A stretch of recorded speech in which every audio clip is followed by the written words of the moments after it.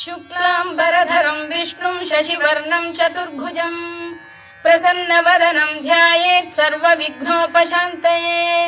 व्यासं वसिष्ठनप्तारं शक्तेः पौत्रमकल्मषम्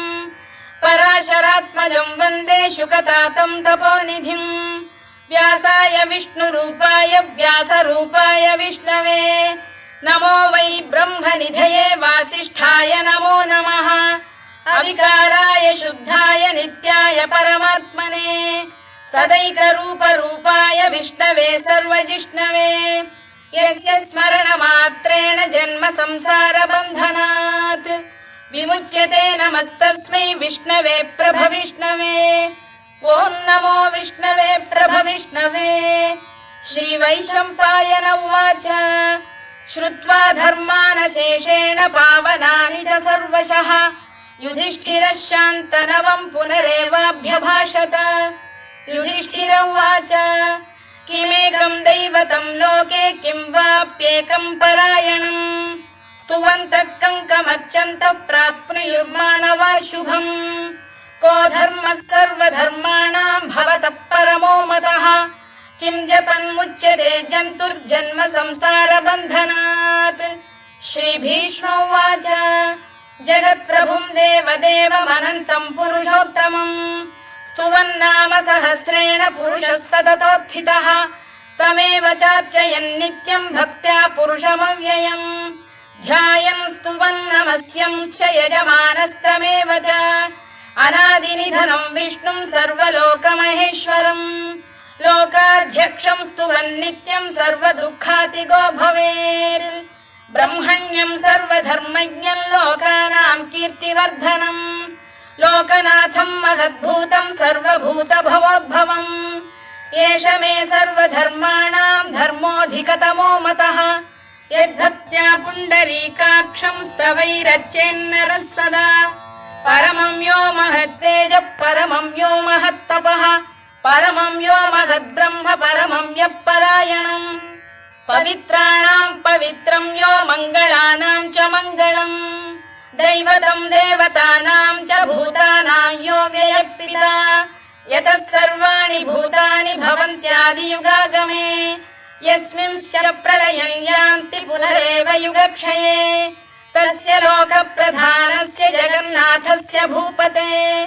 विष्णोर्नाम सहस्रं मे शृणु पापभयापहम्। यानि नामानि गौणानि विख्यातानि महात्मनः ऋषिभिः परिगीतानि तानि वक्ष्यामि भूतये। ऋषिर्नाम्नां सहस्रस्य वेदव्यासो महामुनिः छन्दोऽनुष्टुप् तथा देवो भगवान् देवकीसुतः अमृतांशुद्भवो बीजं शक्तिर्देवकीनन्दनः त्रिसामा हृदयं तस्य शान्त्यर्थे विनियुज्यते। विष्णुं जिष्णुं महाविष्णुं प्रभविष्णुं महेश्वरम्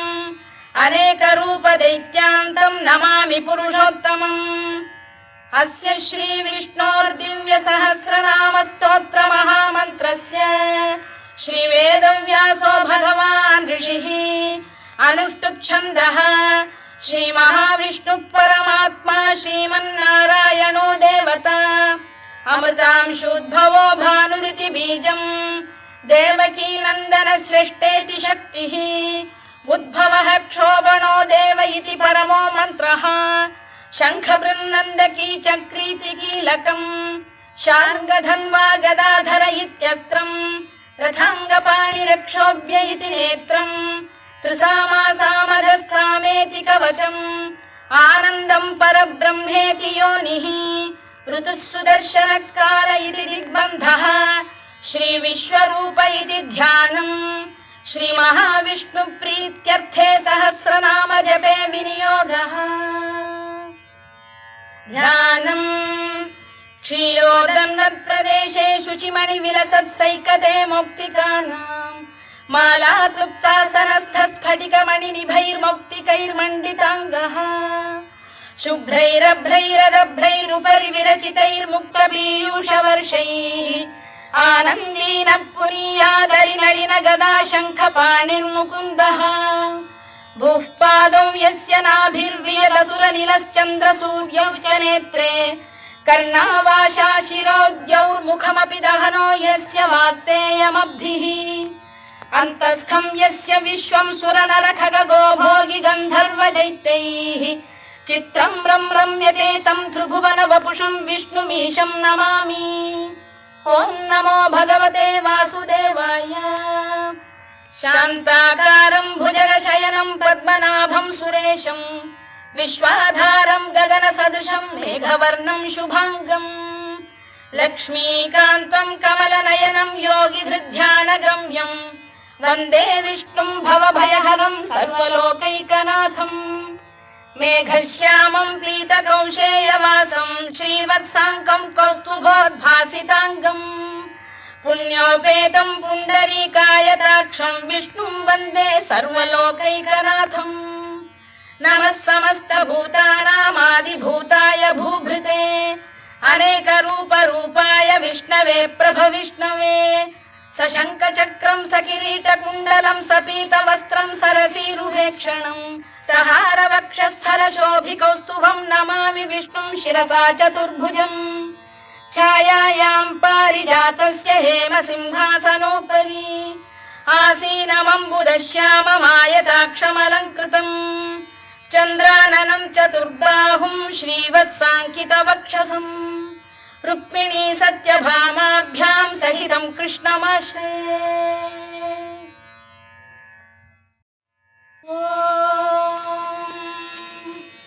विश्वं विष्णुर्वषत्कारो भूतभव्य भवत्प्रभुः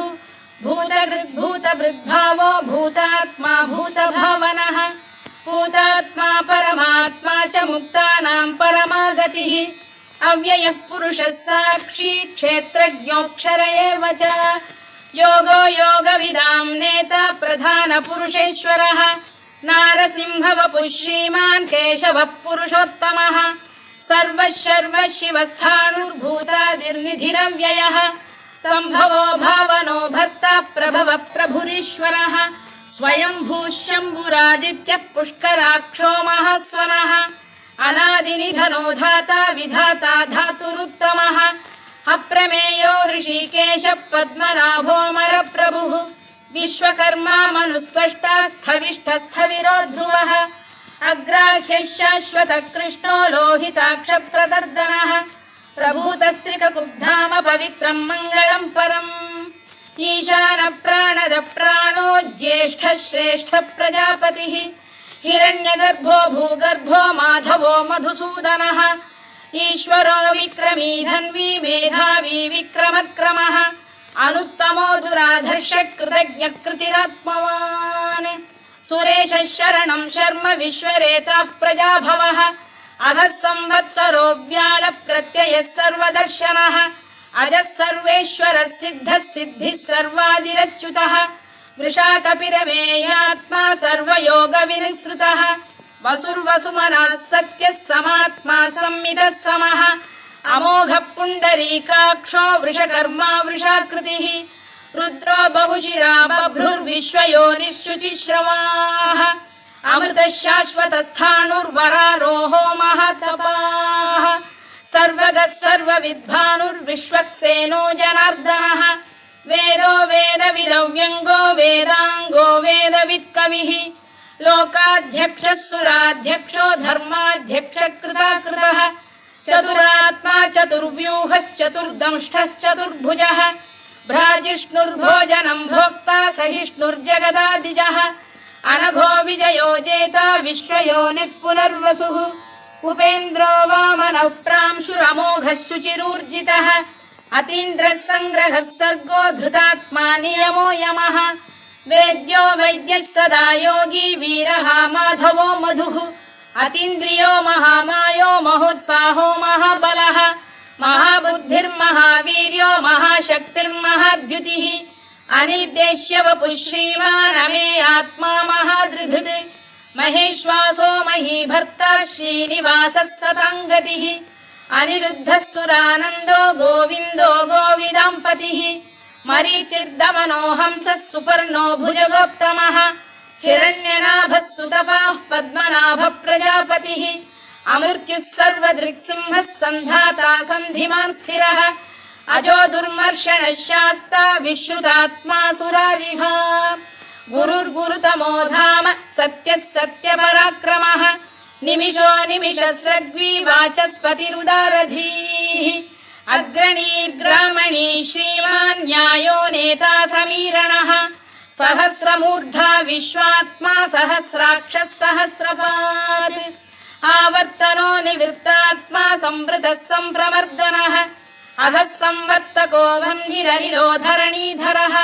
सुप्रसाद प्रसन्नात्मा विश्वधृक् विश्वभुग्विभुः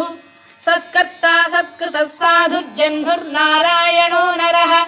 असंख्येयो प्रमेयात्मा विशिष्टः शिष्टकृच्छुचिः सिद्धार्थ सिद्ध संकल्पः सिद्धिदः सिद्धिसाधनः वृषाही वृषभो विष्णुर्वृषपर्वा वृषोदरः वर्धनो वर्धमानश्च विविक्तः श्रुतिसागरः सुभुजो दुर्धरो वाग्मी महेन्द्रो वसुदो वसुः नैकरूपो बृहद्रूपः शिपिविष्टप्रकाशनः ओजस्तेजोद्युदिधरः प्रकाशात्मा प्रतापनः वृद्धस्पष्टाक्षरो मन्त्रश्चन्द्रांशुर्भास्करद्युतिः अमृतांशुद्धवो भानुः शशबिन्दुः सुरेश्वरः औषधम् जगतः सेतुः सत्यधर्मपराक्रमः भूतभव्यभवन्नाथः पवनः पावनो नरः कामः कामकृत्कान्तः कामः कामप्रदप्रभुः युगादिकृद्युगावर्तो नैकमायो महाशनः अदृश्यो व्यक्तरूपश्च सहस्रजिदनन्तजित् इष्टो विशिष्टः शिष्टेष्टः शिखण्डी नघुषो वृषः क्रोधः क्रोधकृत्कर्ता विश्वबाहुर्महीधरः अच्युत प्रथितः प्राणदो वासवानुजः अपां निधिरधिष्ठानमप्रमत्त प्रतिष्ठितः स्कन्दधरो धुर्यो वरदो वायुवाहनः वासुदेवो बृहद्भानुरादिदेवः पुरन्दरः अशोकस्तारणस्तारः शूरः शौरिर्जनेश्वरः अनुकूलः शतावर्तः पद्मी पद्मनिभेक्षणः पद्मनाभोरविन्दाक्षः पद्मगर्भः शरीरभृत् महर्धिर्वृद्धो वृद्धात्मा महाक्षो गरुडध्वजः अतुलः शरभो भीमः समयज्ञो हविर्हरिः सर्वलक्षणलक्षण्यो लक्ष्मीवान् समितिञ्जयः विक्षरो रोहितो मार्गो हेतुर्दामोदरः सः महीधरो महाभागो वेगवानमिताशनः उद्भवः क्षोभणो देवः श्रीगर्भः परमेश्वरः करणं कारणं कर्ता विकर्ता गहनो गुहः व्यवसायो व्यवस्थानः संस्थानस्थानदो ध्रुवः परद्धिः परमस्पष्टः तुष्टः पुष्टः शुभेक्षणः रामो विरामो विरतो मार्गो नेयो नयोनयः वीरः शक्तिमतां श्रेष्ठो धर्मो धर्मविदुत्तमः वैकुण्ठः पुरुषः प्राणद प्रणवपृतुः हिरण्यगर्भः शत्रुघ्नो व्याप्तो वायुरधोक्षजः ऋतुः सुदर्शनकारः परमेष्ठी परिग्रहः उग्रः संवत्सरो दक्षो विश्रामो विश्वदक्षिणः विस्तारस्थावरस्थाणुः प्रमाणं बीजमव्ययम् अर्थोऽनर्थो महाकोशो महाभोगो महाधनः अनिर्विण्णस्थविष्ठो भूर्धर्मयूपो महामखः नक्षत्रनेमिर्नक्षत्री क्षमः क्षामः समीहनः यज्ञयुज्यो महेज्यश्च क्रतुः सत्रं सदां गतिः सर्वदर्शी विमुक्तात्मा सर्वज्ञो ज्ञानमुत्तमम् सुव्रतः सुमुखः सूक्ष्मः सुघोषः सुखदः सुहृद् मनोहरो जितक्रोधो वीरबाहुर्विदारणः स्वापनः स्ववशो व्यापी नैकात्मा नैककर्मकृत् वत्सरो वत्सी रत्नगर्भोधनेश्वरः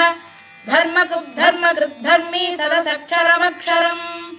अविज्ञाता सहस्रांशुर्विधाता कृतलक्षणः गभस्तिनेमिः सप्तस्तः सिंहो भूतमहेश्वरः आदिदेवो महादेवो देवेशो देवभृद्गुरुः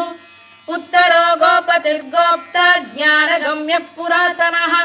शरीरभूतभृद्भोक्ता कपीन्द्रो भूरि दक्षिणः सोमपोऽमृतपः सोमः पुरुजित् पुरुषत्तमः विनयो जयः सत्यसन्धो दाशार्हः सात्वतां पतिः जीवो विनयिता साक्षी मुकुन्दो मितविक्रमः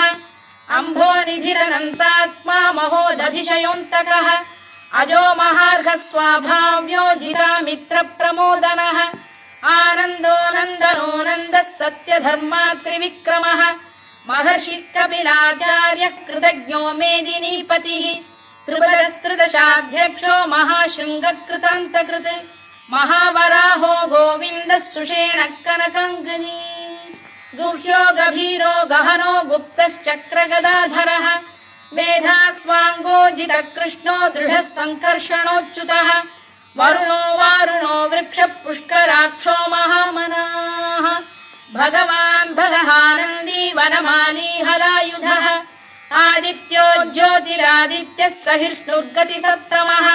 सुधन्वाखण्ड परशुर्दारुणो द्रविणप्रदः दिवस्पृक् सर्वदृग्व्यासो वाचस्पतिरयो निजः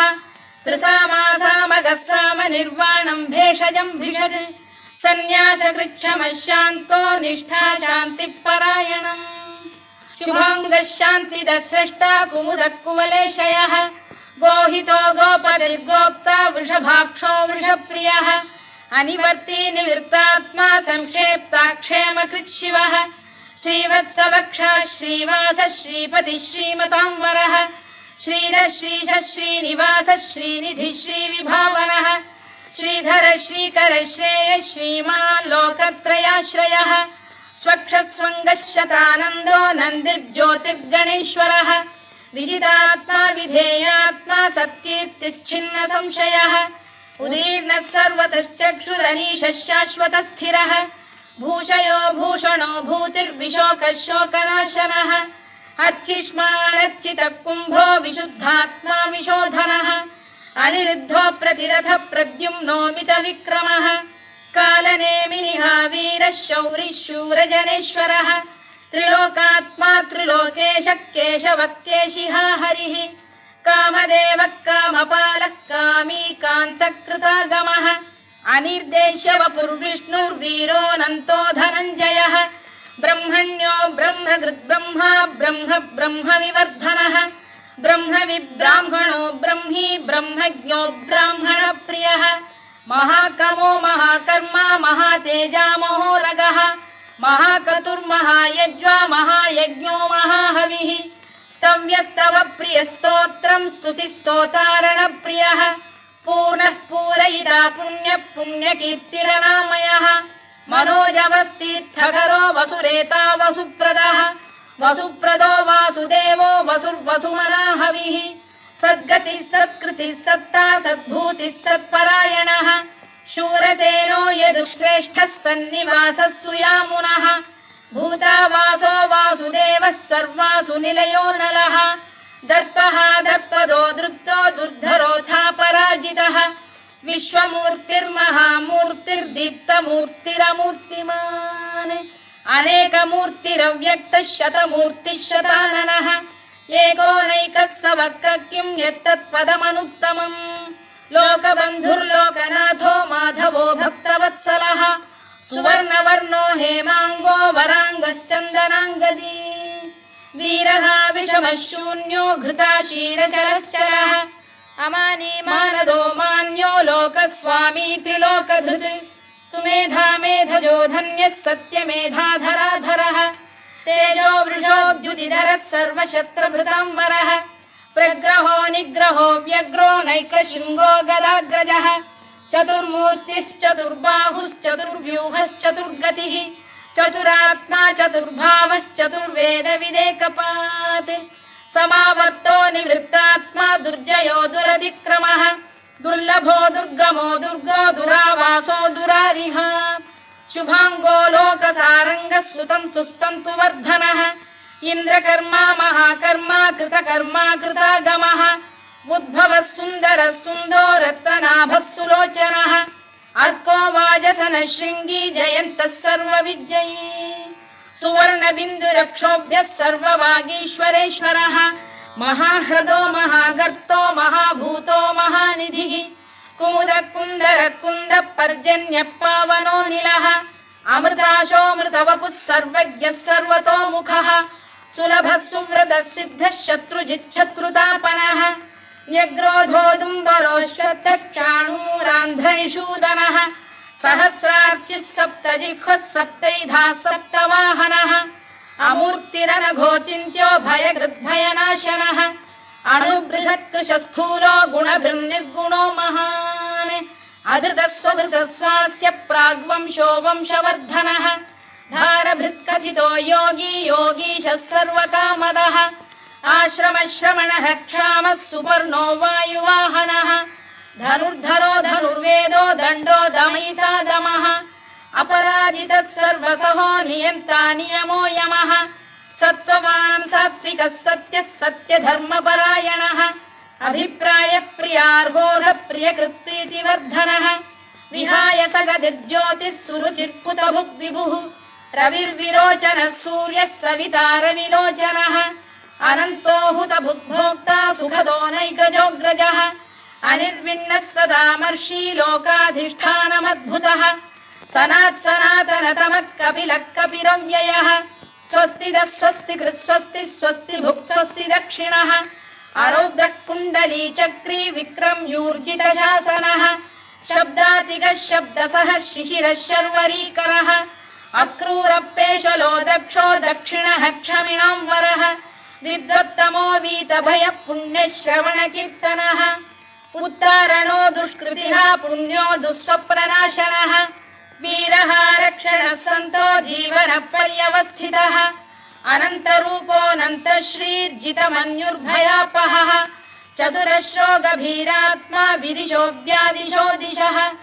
अनादिर्भूर्भुवो लक्ष्मी सुवीरो रुचिराङ्गदः जननो जनजन्मादिर्भीमो भीमपराक्रमः आधारनिलयो धाता पुष्पहास प्रजागरः ऊर्ध्वगः सत्त्वथाचार प्राणद प्रणवप्रणः प्रमाणं प्राणनिलय प्राणभृत् प्राणजीवनः तत्त्वं तत्त्वविदेकात्मा जन्म मृत्युजरातिगः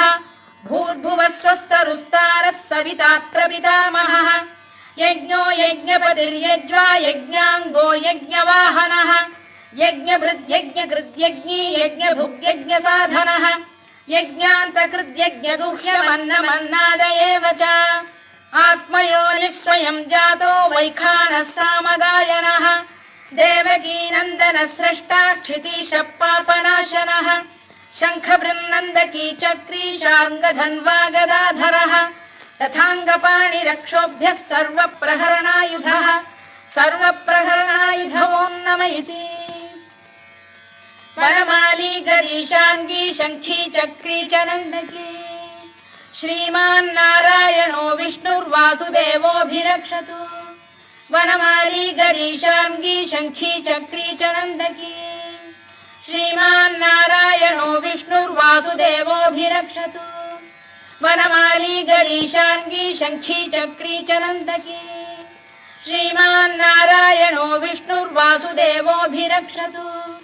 इतीदं कीर्तनीयस्य केशवस्य महात्मनः नाम्नां सहस्रं दिव्यानामशेषेण प्रकीर्तितम् य इदं शृणुयात् नित्यं यश्चापि परिकीर्तयेत् नाशुभं प्राप्नुयात् किञ्चित् सोमुत्रेह च मानवः वेदान्तको ब्राह्मणः स्यात् क्षत्रियो विजयी भवेत् वैश्यो धनसमृद्धः स्यात् शूद्रः सुखमवाप्नुयात् धर्मार्थी प्राप्नुयात् धर्ममर्थार्थी चार्थमाप्नुयात् कामानवाप्नुयात् कामी प्रजार्थी चाप्नुयात् प्रजाम् भक्तिमान् यः सदोत्थाय शुचिस्तद्गतमानसः सहस्रं वासुदेवस्य नाम्नामेतत्र कीर्तयेत् यशः प्राप्नोति विपुलं याति प्राधान्यमेव च अचलां श्रियमाप्नोति श्रेयः प्राप्नोत्यनुत्तमम् न भयं क्वचिदाप्नोति वीर्यं तेजश्च विन्दति भवत्यरोगोद्युतिमान् बलरूपगुणान्वितः रोगार्तो मुच्यते रोगात् बद्धो मुच्येत बन्धनात् भयान्मुच्येत भीतस्तु मुच्येतापन्न आपदः दुर्गाण्यतितरत्याशु पुरुषः पुरुषोत्तमम् सुवन्नाम सहस्रेण नित्यं भक्तिसमन्वितः वासुदेवाश्रयो मर्त्यो वासुदेवपरायणः सर्वपापविशुद्धात्मा याति ब्रह्म सनातनम् न वासुदेव भक्तानामशुभं विद्यते क्वचित् जन्म मृत्युजरा व्याधि भयं नैवोपजायते इमं स्तवमधीयानः श्रद्धा भक्ति समन्वितः युज्येतात्मसुखक्षान्तिः श्रीधृतिस्मृतिकीर्तिभिः न क्रोधो न च मात्सर्यं न लोभो न शुभामतिः भवन्ति कृतपुण्यानां भक्तानां पुरुषोत्तमे द्यौः स चन्द्रार्कनक्षत्राखं दिशो भूर्महो दधिः वासुदेवस्य वीर्येण विधृतानि महात्मनः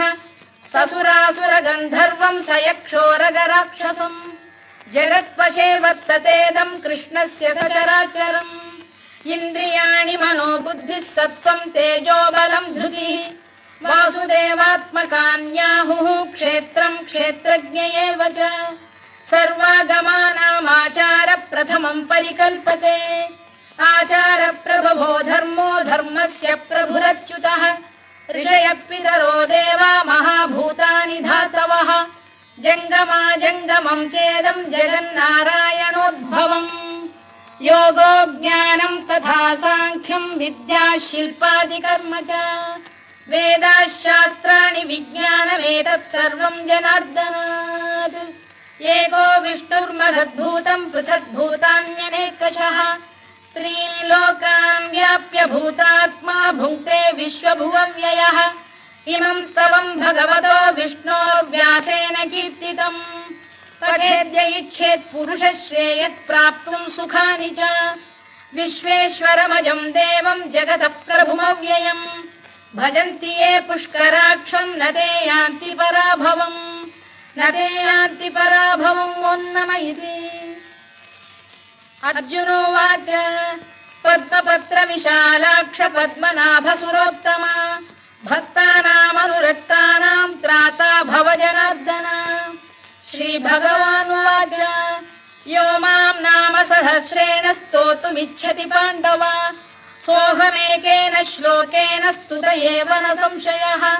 स्तुत एव न संशयोऽन्नम इति व्यास उवाच वासनाद् वासुदेवस्य वासितं भुवनत्रयम्